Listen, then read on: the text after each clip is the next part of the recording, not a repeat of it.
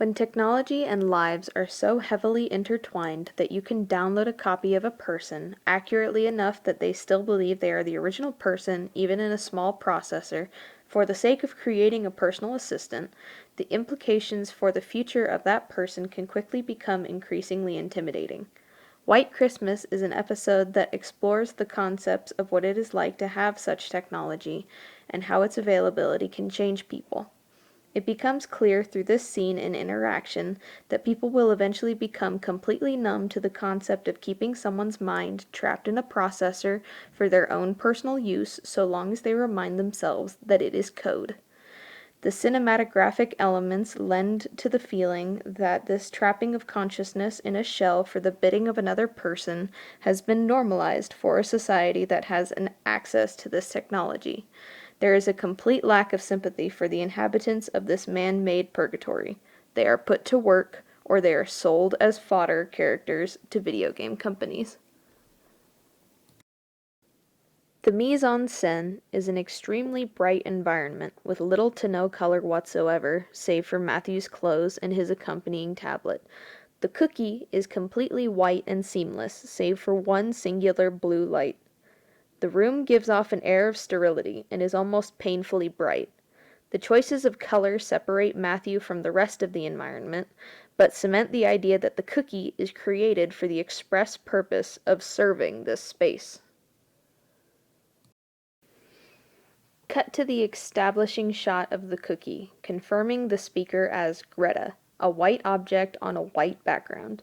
Medium shot of Matthew, who contrasts with natural light, making him more human by comparison, looking down on the cookie. This angle, combined with the blur put on the cookie, establishes Matthew's dominance in the conversation. This opening engagement establishes the power dynamic between the two characters through angle choice. A wide shot leads to a medium shot over Matthew's shoulder to the tablet. The color matches the coolness on his clothes, which stands out against the brightly lit white environment. The connection of color between his clothes and the tablet indicate that the tablet is integral to the scene and that it requires attention. This shot establishes just how small the cookie is by comparison, and the dialogue in the highlighted panel establishes that this is far from the first case that he has dealt with, and he is completely impersonal to the situation at hand. Rapid cuts back and forth establish a conversation. However, the conversation is never had on a level field. Matthew is always looking down on the cookie from all perspectives to preserve and enforce the power dynamic. Matthew's body language is condescending. He is poking fun at her confusion. He leans forward into the shot, almost as if he is talking down to a child, and in doing so takes up more space in the frame. There is an extreme close-up on the cookie, showing the only color in the shot is the small blue light, establishing that she has no power and no presence in her current predicament. All interactions in this scene are stagnant cuts back and forth. There are little to no breaks from the conversation. The perspective of the camera never moves, signifying her permanence in the immovable scenario and putting a forced perspective on the viewers, something that Black Mirror excels at. The tablet is used as an explanation for the audience to better understand the mechanics of the technology. With it being one of only two sources of color, it naturally draws the audience's attention. Matthew also gestures towards his head to indicate the implant being shown to farther enforce this, along with putting his earpiece on display. These combined are used as tools to remind the audience that this scenario is available through technology and introduces the concept that everything the cookie has the capability of doing is only through this technology. Cut to the inside of the cookie. Everything is white and extremely bright, except for Greta herself and the buttons on the control panel. There is little to no detail at all. The white continues forever in every direction like a depiction of the afterlife. Greta is not even given shoes. The clothes that she wears have no embellishment, and her hair has no modification to it. This complete lack of detail continues with the theme of sterility, while the dialogue establishes the purpose behind this to the audience. The cookie has one purpose in this scenario, and that is to work. Even in this new perspective, Matthew remains several times larger than she is, and is still perpetually looking down, further establishing the power dynamic. The steady camera turns erratic when Greta has a meltdown, signaling her complete loss of control. Changing from the fixed angles conveys to the audience that there is a realization that this character has reached as to her role in this situation. The slight deviance from previous interactions and her sporadic movements give the audience something distinctly human to connect with in this scenario. This interaction indicates to the audience just how much control Matthew can exert in this conversation. Not even inside the cookie is there the option of even hearing herself scream, establishing that he can control every aspect of the situation. Matthew casually inputs into the tablet and munches on toast. His body language conveys that there is no sense of cruelty at all. The framing conveys ease of action. The tablet is again used as a tool for showing the audience the workings of the technology, its connection to Matthew, and his ease in use in utilizing it in such a way. A close cut to the cookie shows a noiseless flickering light that matches what is being shown on the tablet, indicating to the audience that time is passing. A cut back to the inside of the cookie shows a visible change in Greta's state.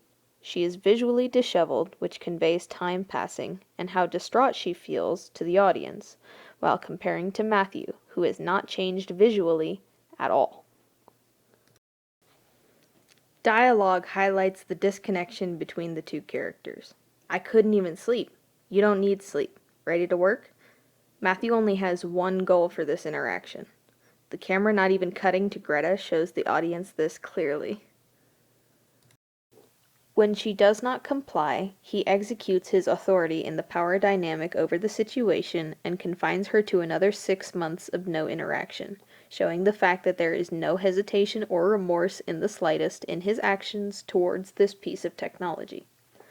The subtitles are important in these particular highlighted screenshots to show just how fast this interaction is, while the facial expressions speak louder than words of both their sentiments towards the situation.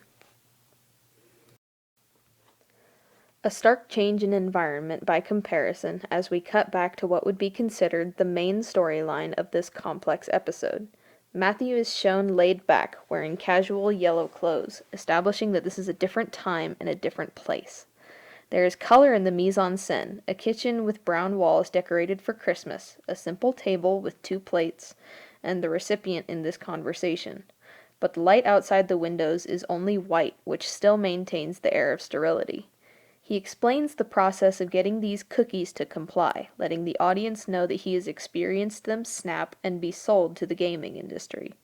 This framing and dialogue farther confirms for the audience that he is very casual about these kinds of engagements, and lets the viewers know what happens when this kind of action goes too far and makes the psyche of these copies break. But this has had little to no effect on the people who are used to this technology. Cut back to the fixed angle looking down on the cookie while the blue light flickers rapidly to show the amount of time that has passed. The tablet is again used as a tool for the audience to understand the scale of time passing. Matthew is visibly bored and not even looking at the tablet. This interaction does not weigh on him at all. He drops his head almost sarcastically before he addresses the cookie again. Cut to Greta underneath the control table with visibly wilder hair and tears in her clothes, crawling on all fours towards Matthew and speaking in a broken voice. This confirms with the audience that she is effectively broken and that this action has caused a significant change in her. Greta is now compliant, the one intention of Matthew in this interaction. Matthew remains ever as large, looming over her prostrated figure, the ultimate power symbolism. Dialogue indicates that this interaction has had no negative impact on Matthew's conscience whatsoever. He casually closes the tablet, indicating that he is done overseeing the actions of the cookie and has moved on. After looking down on the cookie one last time to establish dominance, he turns to leave, ending the scene. This scene conveys a scenario that Black Mirror has come to gain a signature for, giving people a glimpse into a future that is entirely plausible when you consider it enough. Knowing the human element of this technological future is what gives Black Mirror its mirrored effect. And a future such as the one described in this simple scene is a future seemingly not too far off. The contrast between man and machine is apparent through the uses of color and clever angles to establish the power dynamic. Fixed camera angles give the audience no breaks from the conversation, putting us in the shoes of Greta, a stand-in for anyone in this possible future. And a conversation detailing the casual but practiced art of wearing down the psyche of a copy of someone translated into code, and yet so realistic it believes itself to be the original. Framed brilliantly in clean white light and dealt with as casually as we set up the newest iPhone. This episode is a warning to complacency with the advent of new technology, and to show that with its availability, this kind of passive torture of pseudo-human personal butlers in order to get them to comply could happen to any one of the viewers. The framing of Matthew versus the cookie in this engagement cements this with the audience. While the cookie has no features and can only be bathed in cool light, indicating its status as an object, Matthew is shown being hit with natural light, separating him as a human. But the color chosen for his clothing indicates a coldness behind his actions, and it is far from the first one of the cookies he had worked with up to this point, and he knew it would not be his last. The cinematographic elements all come together to create a scene that is memorable and lasting for the audience.